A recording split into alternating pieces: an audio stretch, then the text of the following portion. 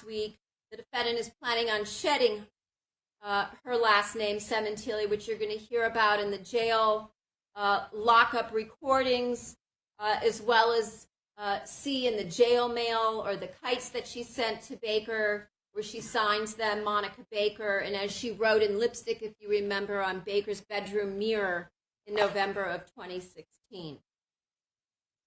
On March 30th, once again, the defendant is out with Baker, and her daughter is asking when she's going to be coming home. And this is, again, the evidence showing when she's balancing these things in her life, the weight of the value of her daughters and their feelings versus what she wants to do, which is spend time with her Baker, which one wins out in the end, as you can see. And that text goes on, and the defendant says maybe she'll be home around 1:30. On April 3rd, again, the defendant posts a photograph, this time of her two children, Isabella and Jessica, along with Luigi, all three of Fabio's children, with the caption that you see here. As I've said, the evidence is going to prove that the defendant not only is extremely deceitful, but that she's a master of manipulation and a very convincing actress. You're going to hear that she used the murder of her husband in order to try and get a deal on a car for herself. And you can see here a text that she sends to her daughters, allegedly while she's at the Ford dealership. In this case, you're going to hear from two different individuals that worked for the Ford dealership. On the left, Gail Burlingame, the salesperson. On the right, Cesar Aviles, who was the sales manager. They're going to tell you about the act that the defendant put on when she came to the dealership on multiple occasions in February, March, and April of 2017. You're going to hear that the defendant initially told them that she wanted to buy out the lease on Fabio's Ford F-150. It was under Fabio's name, and she said that because her husband had passed away, she and her kids really wanted to hold on to his truck because it had sentimental value to them. And you're going to hear that Gail tried to work this out by calling the corporate headquarters. You'll also hear from these witnesses that the next time the defendant came in, she explained that her husband had been murdered, that she didn't have any money or a job, and that she was desperate because she couldn't pay her bills. And she said the holdup was she was waiting on the insurance money to come in before she purchased the truck. And you're going to hear that Gail Burlingame spoke with the defendant by phone and communicated by email with her after that date for several times. Before the defendant returned to the dealership for a third time, you'll hear that Gail Burlingame talked to the defendant on the phone, that the defendant seemed much happier. She said that she had finally received the money, that she wanted to come in and return the truck, because she now decided that she wanted a new car for herself. And so on April 3rd of 2017, the defendant went into the dealership, the Ford dealership, and said she had received the life insurance money from her husband's murder. She was extremely happy, as you'll hear. She looked at multiple new vehicles that she wanted to purchase.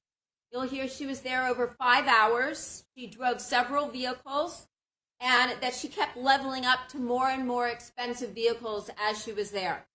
You're going to hear that she eventually settled on a new 2017 Mustang GT. She wanted a convertible, but they didn't have it in the color she wanted, and she didn't want to wait. About 30 minutes after this conversation she had with Gail Burlingame, where she decided on this brand new Mustang GT, Baker comes into the dealership. And the defendant introduces him to Gail Burlingame as her friend Rob. and she tells Baker it's important to her that he like the vehicle. And you'll hear from Gail that she and Baker began whispering to each other, touching each other, that it was obvious they were in a relationship, and that the defendant purchased every expensive option, including upgraded rims, prepaid maintenance, and various other things on this vehicle, while she still was telling other people that she had no money. After deciding on a $62,000 fully loaded new Mustang, the defendant turned in Fabio's F-150 and sold his Porsche, claiming it was too expensive to keep his vehicle. When the defendant and Baker were arrested on June 14th of 2017, they were both together in this brand new Ford Mustang, and Baker was driving. You're going to hear that the defendant bragged about her new Mustang, that she had a meeting at some point at her house with various individuals that you see here who were working for Fabio's company. These are some of Fabio's colleagues that were on his team at Wella. She told them she had given an Oscar-winning performance at the dealership so that she could get this particular vehicle. When they came to her house to discuss the fact that they were setting up a memorial event for Fabio, and the defendant very excitedly showed off some of the high-end options on her new car, which they found to be unusual. On April 6th, at about 5:30 in the afternoon, the defendant posted to Instagram a photo of herself and Fabio, along with this caption here.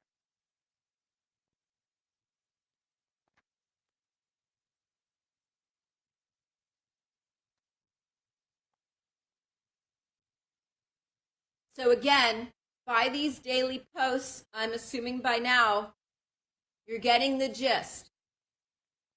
That she is creating a completely false perception.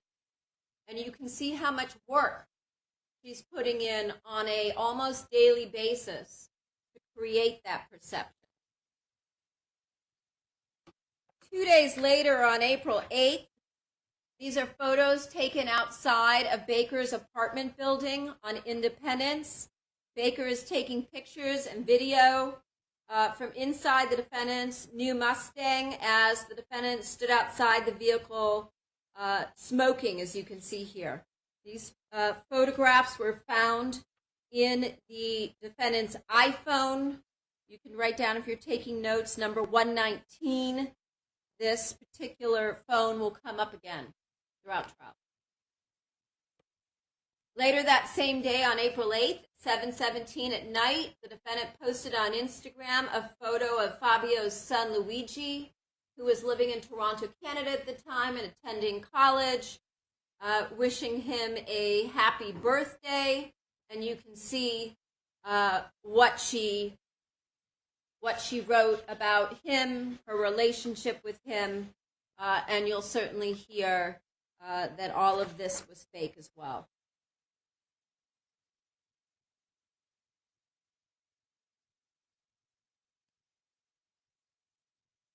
The following day, on April 9th, at 10:58 at night, the defendant again posts on Instagram a photo of Fabio with this caption here.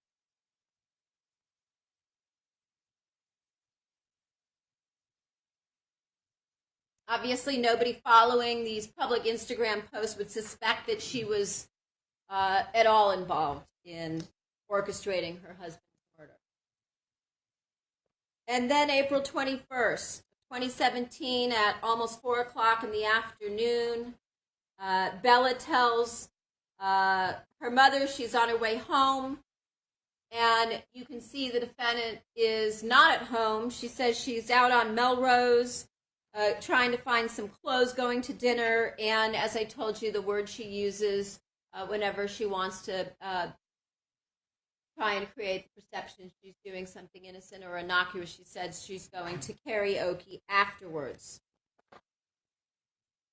After the arrest, Baker's expedition, I told you, was towed to a tow yard so it could be processed. This receipt was found in Baker's expedition, showing that Baker was with the defendant that day, shopping on Melrose, while the defendant was purchasing various items. A little later on that same day, April 21st, Jessica texts to her mother asking where she is, and her mother reiterates dinner and then karaoke. 2 days later, April 23rd at 4 o'clock in the afternoon, the defendant's going out again, and here you can see she's telling her daughters that she might very well be sleeping out of the house that night. She says she's sleeping at Sheila's. You'll hear from Sheila Salehian.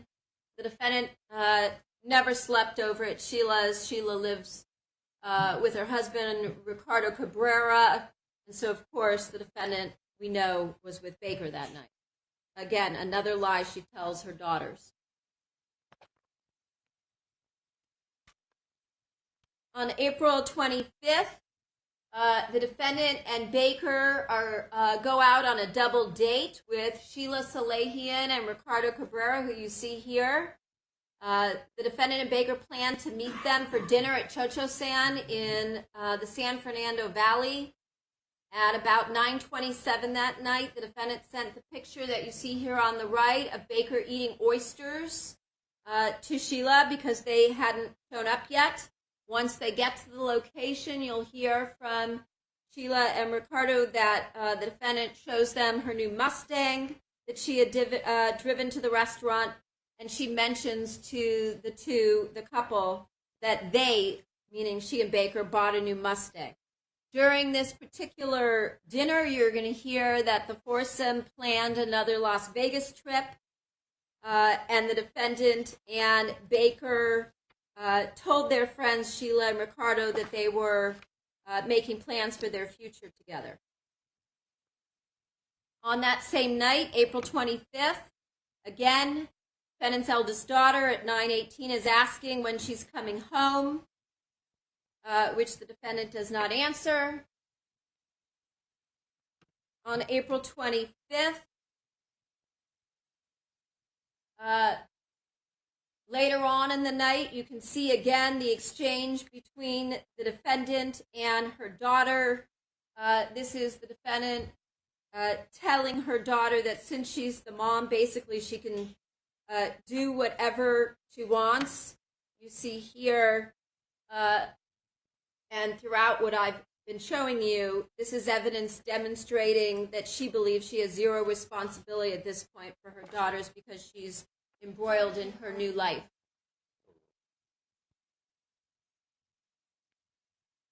On May 2nd at 2 in the morning, again, the defendant's out with Baker, and her daughter's asking, when are you coming home? And at 2:50 in the morning, 2:49, she says she's on her way, and at 3:18, she's almost home.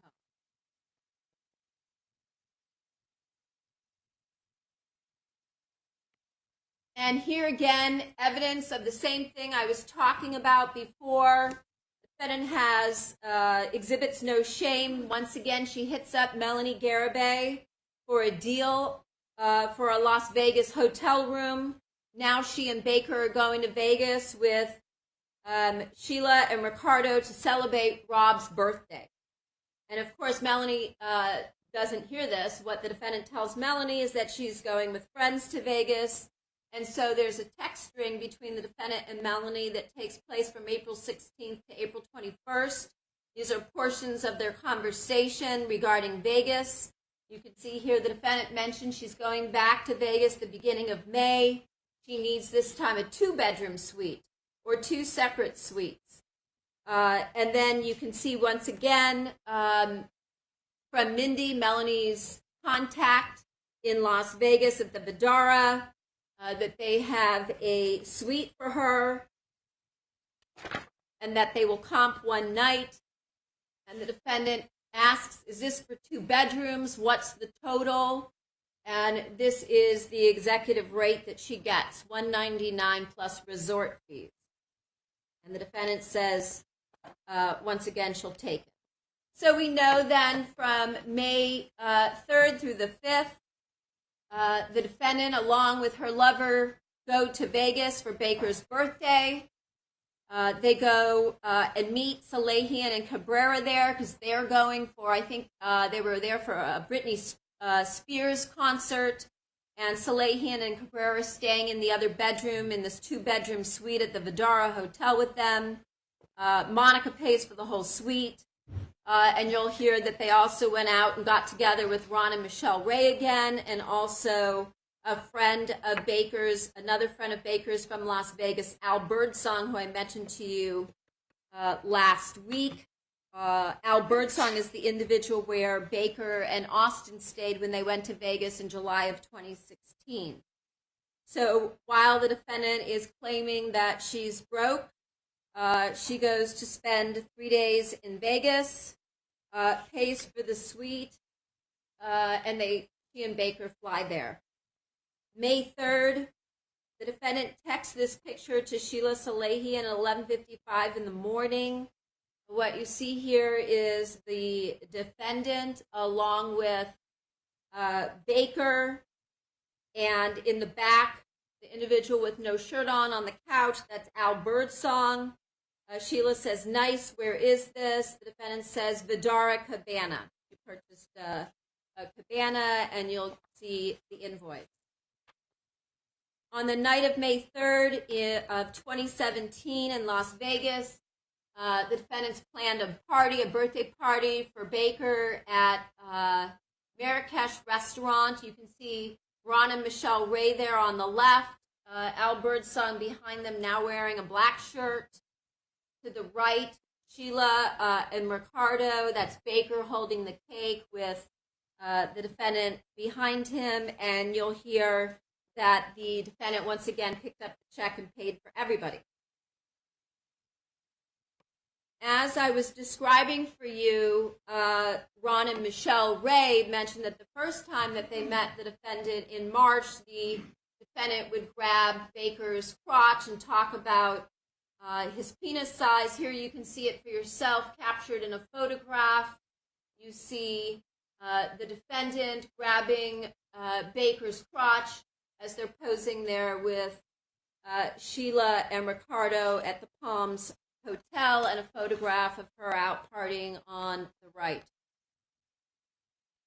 On May 18th of 2017, for the first time, the defendant is introduced by Detective Parshall to the robbery homicide detectives.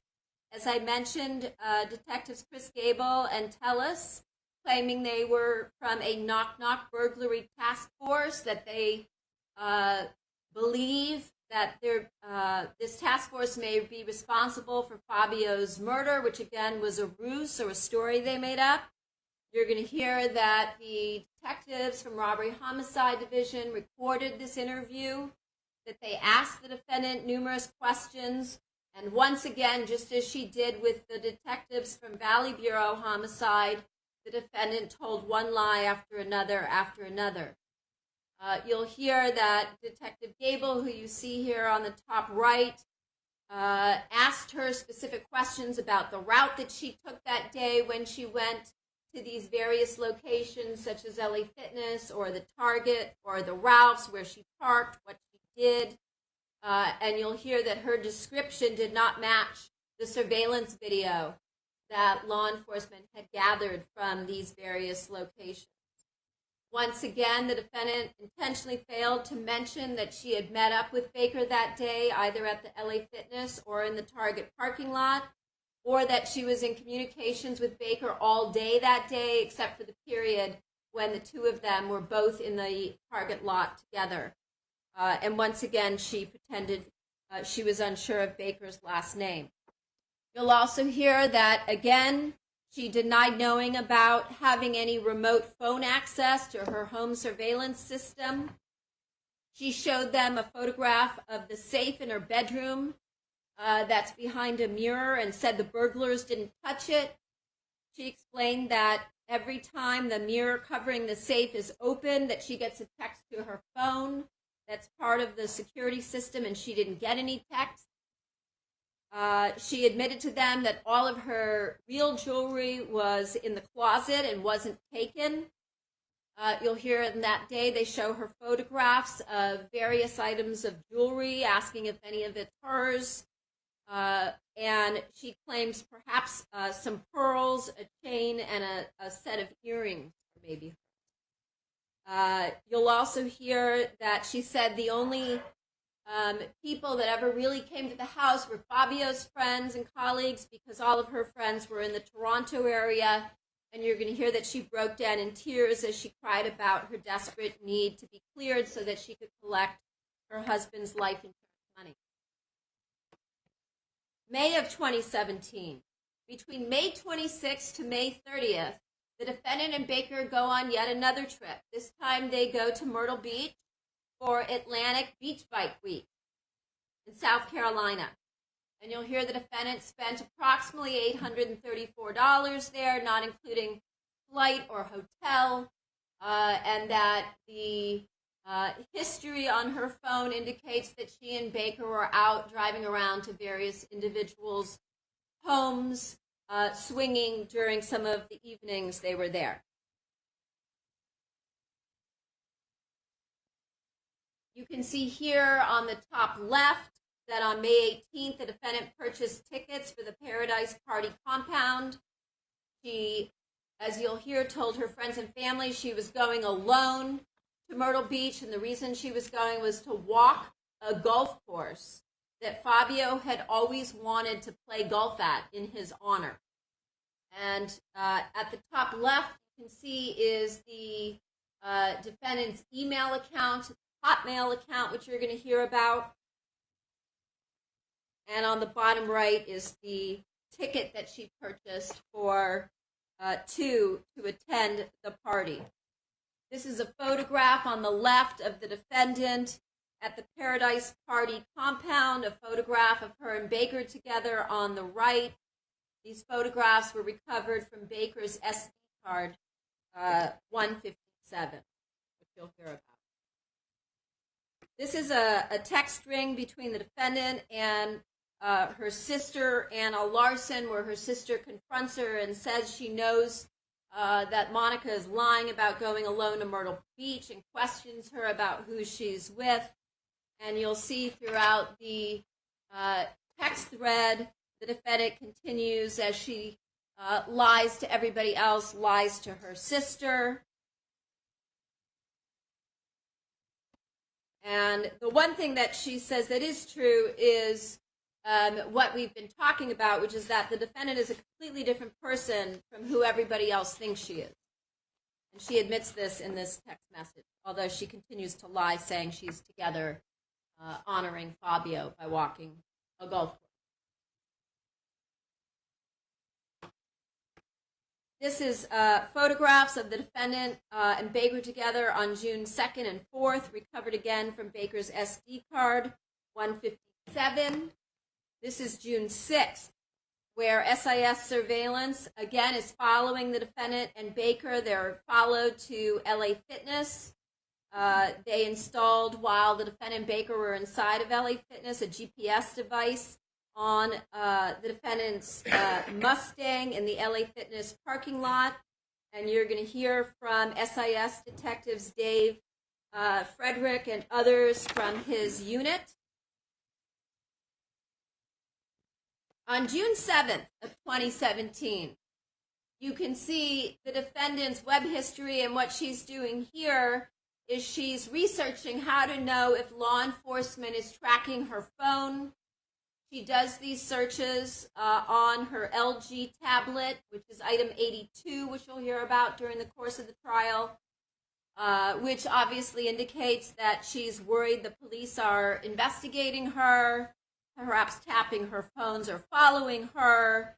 And you can see the various things, queries that she researches on her tablet, including, do the police have the right to tap my phone? 6 cell phone tap signs. How do you know if your cell phone's being tapped by the police?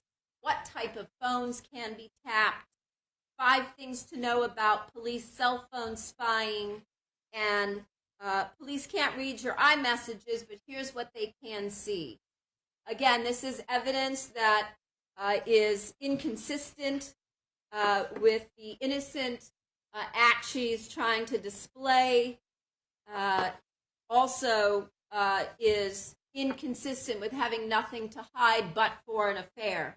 Shows that she was concerned about what the police might find on her phone, and you'll hear jury instructions at the end of this case from His Honor regarding something called consciousness of guilt. These are a couple of the articles that she pulled up so that she could read about what the police would be able to see on her phone. On June 9th of 2017 at 6 o'clock at night, Detective Parshall sends the defendant an email, which is a ruse. Again, it's fake. It's meant to stimulate, to see what she'll do. He says, "We're clear." She's been asking for months. "We're clear on the letter for the life insurance. My secretary is typing it up. And MetLife, the life insurance carrier for Fabio's policy, should have it by the end of next week or the following week." Now, at this point in time, the LAPD, Detective Parshall, and Verna are having communications because, as I told you, robbery homicide detectives are going to take over this case, and they are now in the planning stages on taking down the defendant and her lover, Robert Baker, for the murder of Fabio Sementilli. And so to calm her down so she stops bothering them, calling daily, and to see what she'll do, they send this message to her saying, "You're all clear for the life insurance. We're going to send it off now to the company, and you'll be getting your money." And what the defendant does in response is she takes a screenshot of Parshall's email, and who does she send it to? She sends it to Robert Baker.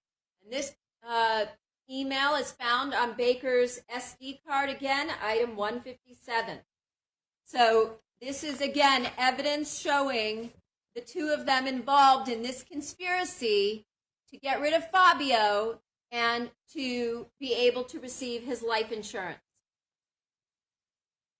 After receiving the email from Detective Parshall expecting to be cleared to receive Fabio's life insurance proceeds, the defendant it goes to New York for Fabio's niece's graduation from medical school, and then there flies with Fabio's family back to Toronto for what you'll hear was the Mirror Awards, a large-scale award ceremony in Canada that took place where she went to accept the Lifetime Achievement Award that was given to Fabio.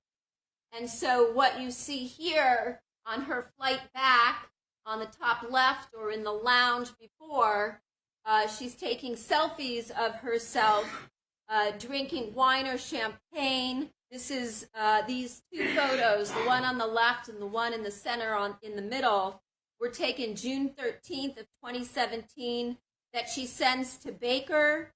You can see here she appears to be wearing Baker's Army t-shirt. I told you that Baker previously served time in the Army. The photograph on the top right, based on the bedding, that is a photograph that is taken on Baker's bed in his bedroom on May 31st of 2017, wearing that same shirt. These were recovered from Baker's SD card, item number 157. The photograph on the top right was recovered from Baker's SD card 102. So as I mentioned, not only was the defendant able to have numerous conversations with her co-conspirator Robert Baker face-to-face when they were together, but they also were able to have communications on the use of encrypted apps. And I talked about Viber with you, and I talked about how they changed to WhatsApp after the murder. You can see here on the date of the murder, on the date of their arrest, they are communicating, and you can see at the top, there is in blue with the red arrow, it indicates that this is end-to-end encryption, and it deletes out what their communication was. However, the two messages beneath that, the defendant did not yet have time to either delete them, but what she says that morning on June 14th, not knowing she and Baker are due to be arrested that day after returning home from Toronto the night before, is that she's on her computer cleaning up, deleting various items, that she is going to unpack and shower, and she tells Baker, let me know when you're up, and that's at 11:28 in the morning. 11:59, you can see Baker responds, I am up, gonna shower. Later that day, the defendant and Baker are arrested and taken into custody. On June 14th, Robert Baker, as I mentioned, is driving the defendant's brand new Mustang. The defendant is seated in the right front passenger seat. They are stopped by Officer Curtis Davis, his partner, along with a team of robbery homicide detectives from the LAPD division. You will hear that day that detectives from robbery homicide were serving simultaneous search warrants that had been previously signed by a judge at their residences for the defendant. That meant at the 1512 Queen Victoria residence, and for Baker at the 6817 Independence apartment. Evidence that was recovered inside, of the Mustang included the defendant's purse, and inside her purse in the Mustang, the defendant had an iPhone 7. This is item number 119 that I mentioned earlier, with a phone number that I suggested you take down if you are writing notes, but you don't have to because you'll hear about it many more times during trial. The phone number being 818-424-4213. Along with the iPhone 7, number 119, law enforcement also found in the defendant's purse a ZTE flip phone with a different number.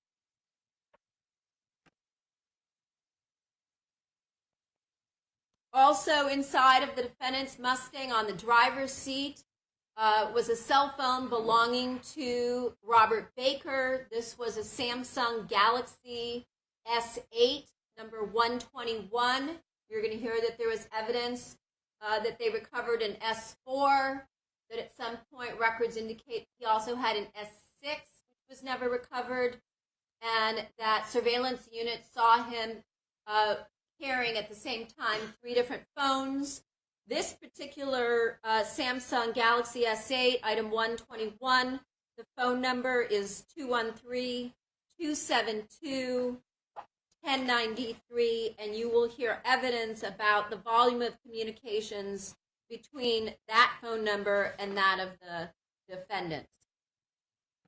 Now, you're also going to hear about what happened during the arrest. There was an operation that was pre-planned and set up from Detective Chris Gable from Robbery Homicide Division. He's now been retired for a few years.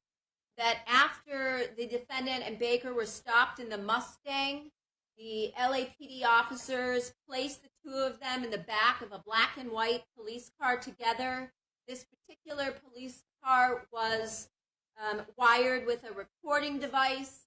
When the defendant and Baker were told that they were being arrested for the murder of Fabio Sementilli, you're going to hear their reaction was not one of denial, but that they began to whisper, which you'll see what they said, which is inconsistent with innocence and also consistent with guilt. You're going to see that the defendant made numerous admissions, again, indicating consciousness of guilt. And this whispering takes place because they knew they were being recorded. And you're going to hear that Baker tells the defendant that the vehicle is probably loaded with dam cameras. Your Honor, this might be a good place for a break.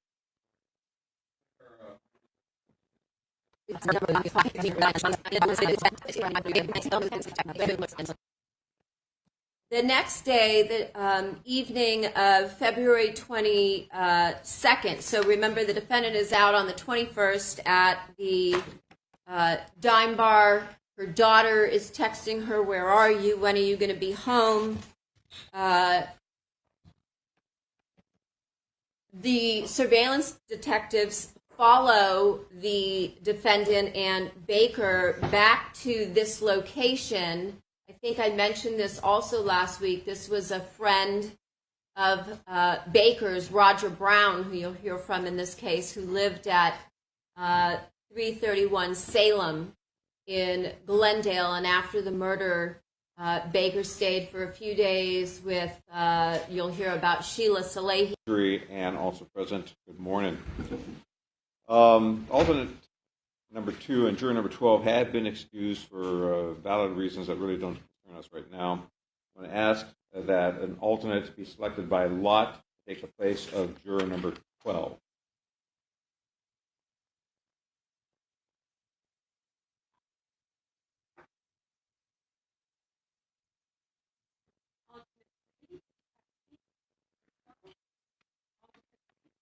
Alternate 3, go ahead and take your materials. Have a seat in box number 12. Welcome to the jury.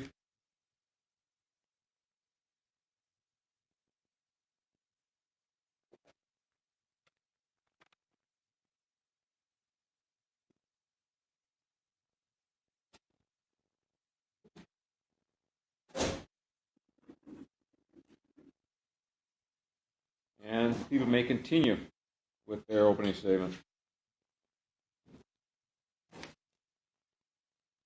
Morning. Welcome back.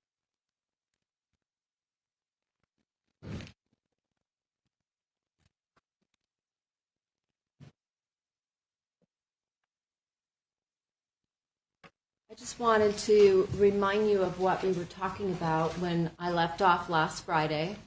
We were discussing that on the night of February 21st of 2017, not even a month after the murder of her husband, the defendant was followed to this location, the Dime Bar on Fairfax Avenue, by a surveillance unit, the Gangs and Narcotics Division. As you recall, I talked about the fact that the defendant and Baker went into the location for a while, that the defendant came back out. She was smoking a cigarette, and they observed as she began speaking with the bouncer, began rubbing the bouncer's inner thigh area, grabbed him by the back of the neck and began kissing him, and that those observations will be testified to by Detectives Chang and Anaya during the course of this trial over the next several weeks. Also that same night, this is a text string between the defendant and Jessica, the eldest daughter, who is once again, as you saw in multiple text strings that I presented to you last week, I know it's been several days, is wondering where her mother is. And this is at 10 o'clock at night, and you can see for yourself the defendant's response. One thing that I did want to mention to you is that because of the fact that there are so many witnesses in this case, there's somewhere, I think we started out at somewhere around 200 and cut it down to somewhere around 75. We have many, many witnesses who either don't live in the state or don't live in this country. And we are obviously trying to coordinate everybody's schedules and their various work activities and life events and vacations. And so you may not hear the evidence come in a sequential fashion that makes sense. In other words, we may have to take witnesses out of order, out of chronological order, which is another reason why I'm being so thorough in my opening statement, so that you'll see where we're going, like a roadmap. And I'm talking about some of the witnesses, and then at the end of the case, during closing, I'll have the opportunity again to speak with you and put the witnesses into context, as I mentioned, with respect to the law that Judge Cohen will give you, that will help you to make decisions in this case. So I just wanted to bring that up today because as we're starting with witnesses, perhaps this afternoon we'll start in a sequential order, but then from there you might see that people are being taken out of place in a chronological order, but when you hear them talk, you'll say, oh yeah, I remember when Ms. Silverman mentioned this person or this piece of evidence in her very lengthy opening. So the next day, the evening of February 22nd, so remember the defendant is out on the 21st at the dime bar. Her daughter is texting her, where are you? When are you going to be home? The surveillance detectives follow the defendant and Baker back to this location. I think I mentioned this also last week. This was a friend of Baker's, Roger Brown, who you'll hear from in this case, who lived at 331 Salem in Glendale. And after the murder, Baker stayed for a few days with, you'll hear about Sheila Salahian and Ricardo Cabrera, and then after that, towards the end of February, he's staying in Glendale, and the defendant's going back and forth from Glendale to pick him up at night for them to go out. This is a picture of that location, and what you're going to hear is in the early morning hours, around 2:55 in the morning, when the defendant and Baker finally get back to the Salem address where Baker is staying at the time with Roger Brown, Detective Chang installs a GPS tracker on Baker's black Ford Expedition, which is what you see here, and the vehicle was parked at that time in the parking garage of this location. The photograph that you see on the bottom right is a photo of Baker's vehicle. However, that's a photograph that was taken at a tow yard where subsequently it was taken after arrest for purposes of processing and to see the evidence that was in it, which I talked a little bit about last week.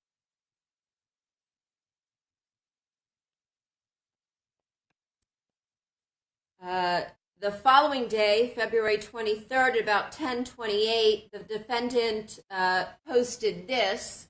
Again, as you read this, you can see how the evidence shows how persuasive she is in trying to get people who are reading these public posts, that being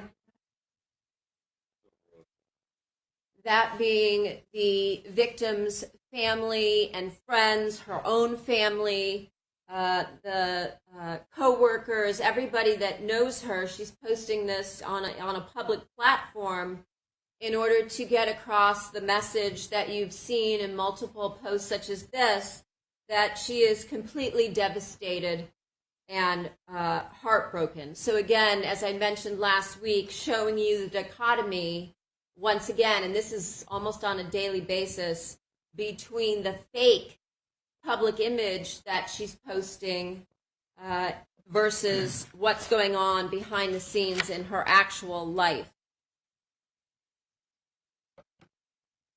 Later that same night, on February 23rd of 2017, it would be 1 month after the murder of Fabio Sementilli at 9:17 p.m., the defendant once again posts to Instagram along with a photo of Fabio and this caption. Your Honor, could you please inform the jury why it is that they are not seeing the photographs that she's posting? So, for legal reasons, I have limited the people of showing two photos of the decedent in life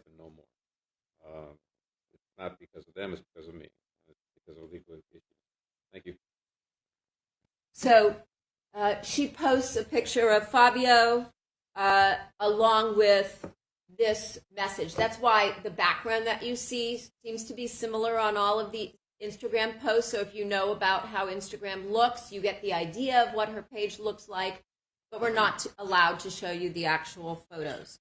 So she posts a picture of him. This is the caption that she writes, once again, trying to get across her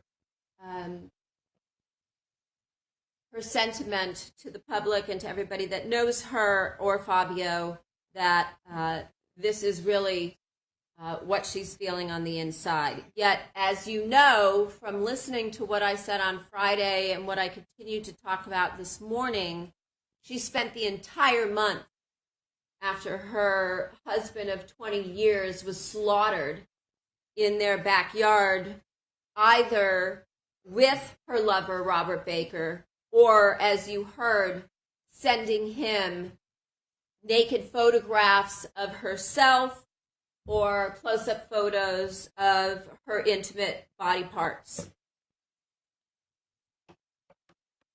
Again, that same night, she's out again. And here you see a text exchange between, again, the defendant and her daughter, asking when she's coming home. And this